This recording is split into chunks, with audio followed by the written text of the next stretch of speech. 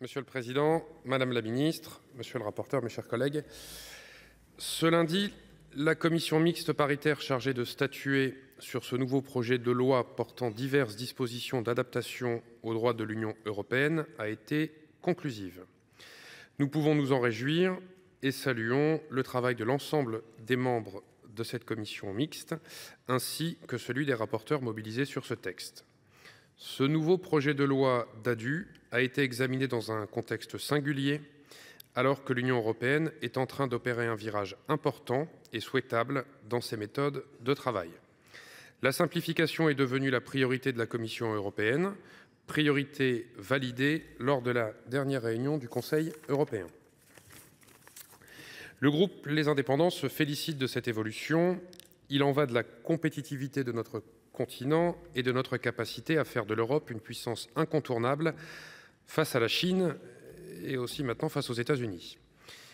Il en va aussi du quotidien de nos entreprises et de nos collectivités territoriales qui sont les premières à souffrir de la surtransposition et de la charge administrative trop lourde qui en découle. C'est en ce sens que la Commission européenne a présenté le paquet Omnibus, dont les mesures de simplification doivent notamment permettre de réduire la charge administrative des entreprises d'au moins 25% et de réaliser des économies sur les coûts administratifs annuels à hauteur de plus de 6 milliards d'euros.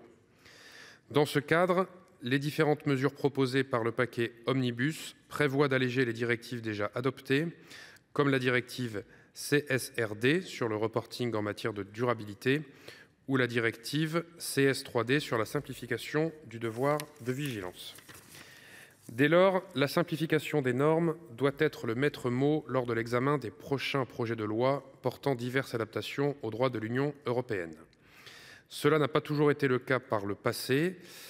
Nous pouvons d'ailleurs regretter qu'à l'Assemblée nationale, des mesures de surtransposition aient pu être votées sur le présent texte, notamment à propos de la transposition de la directive CSRD, même si l'examen du texte au Sénat a permis de revenir sur ce point.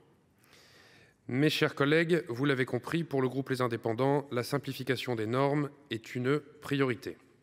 Notre groupe est tout autant attaché au projet européen et je tiens à saluer les avancées permises par le présent projet de loi. Ce texte se divise en plusieurs titres portant sur différents domaines, aussi divers qu'importants pour nos collectivités territoriales, nos entreprises et nos concitoyens.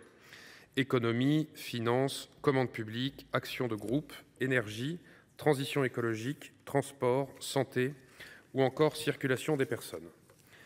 En matière économique, monétaire et financière, de nombreuses mesures nécessaires ont été validées pour renforcer la transparence des marchés financiers et sécuriser les transactions. Le projet de loi initial portait également la transposition tardive de la directive du 25 novembre 2020 relative aux actions de groupe. Cette directive prévoit que chaque État membre instaure un régime juridique d'action de groupe et la possibilité de créer une action de groupe transnationale. L'examen d'une proposition de loi à ce sujet a révélé que l'Assemblée nationale et le Sénat avaient des divergences.